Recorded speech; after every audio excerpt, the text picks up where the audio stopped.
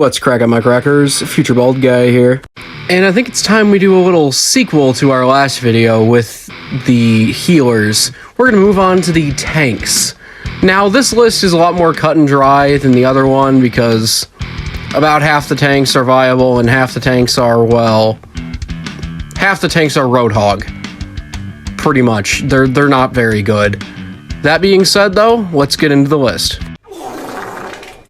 I mean, what can you really expect from a starter character? 150 health, no ultimate, no abilities, and only half decent damage. That's just frankly awful. Not to mention that even if you upgrade the character, she's still not good. You can never get the mech for Diva, and it pretty much just makes the character redundant because, well, it's supposed to be. It's a starting character.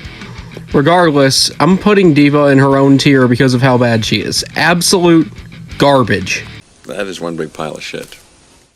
And here we are with the F tier spot, and to no surprise, it's Roadhog. Honestly, I don't even know how they were able to nerf him for multiplayer, bringing his health down by 150, and it just feels like he's way more inaccurate in this game mode.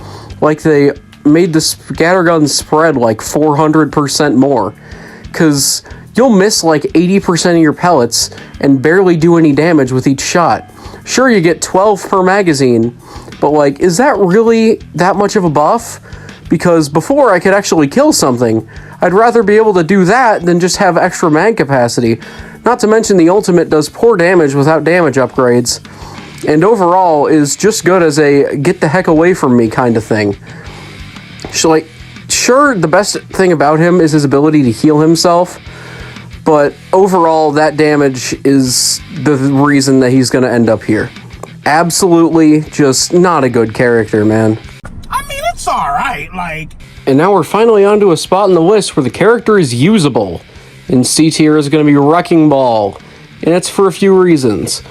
Well, one, his damage output is not terrible.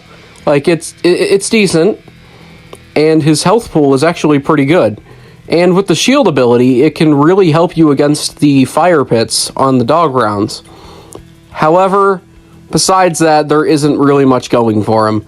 Like, he's a massive target, and it seems like, due to the weird hitboxes of this video game, he just gets hit way more often.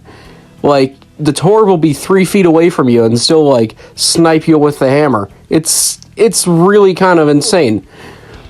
However, his ultimate is kind of where I draw the line between him being good and bad, because it's actually really, really good if used in the right circumstance.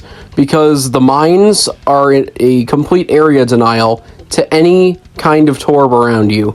So if you're in a situation where you're at low health, pop mines and then just use your grapple to swing out of there. It's a really good strat. But honestly, you'd be better off picking one of the other tanks. Gentlemen, the king!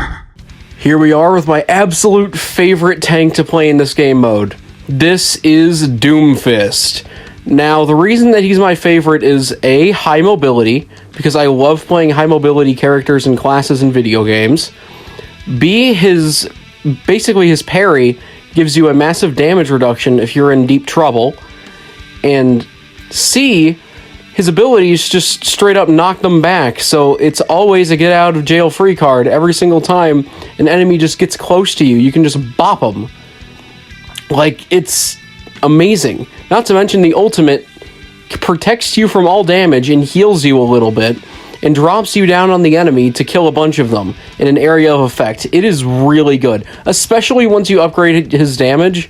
He will put in a massive amount of work. The reason he is not the best on the list is because in the earlier rounds, before you have enough money to really sink into upgrades, his survivability is very questionable. But once you have even just a few health upgrades, you're golden. The number one spot, however, come on, it's very obvious. Cock and ball torture. Oh my god, has a number one ever been so obvious? I mean, this character is pretty much broken at the moment, because they buffed her health, made it so you don't have to reload the grav cannon anymore. The ultimate charges quickly. And even when you're on those fire rounds, like the dog rounds, which are supposed to like do a bunch of damage to you because the fire damage is really, really high, you can just use those to farm shield to give you better damage. Like, that's just straight up insane. And honestly, that just skyrockets you immediately to the meta, because using the hardest bit of this game mode against the creator is it's pretty ballsy. But at the same time, though, it's the character with the most boring gameplay loop. Like, I would rather play Doomfist for hours than just touch this character once. With all that being said, this is going to be the end of the video. I know it's been a long time since I covered actual zombies, so the next video is going to be... well, it's probably going to be ranking every shotgun in Black Ops Cold War from worst to best. And I'm going to make sure that I, you know, double pack a punch and do all that stuff. Or, sorry, triple pack a punch and do all that stuff. But make sure to look forward to that. I'm going to be putting a lot of work into it. Currently, I'm trying to level up the shotguns. That way, everyone has a fair kind of thing. They have a fair chance at winning because they have attachments. And I want to make sure that everything is as fair as possible. However, it might take more than, you know, just another week to do it. So with that being said, I am Future Bald Guy, shining my bald spot.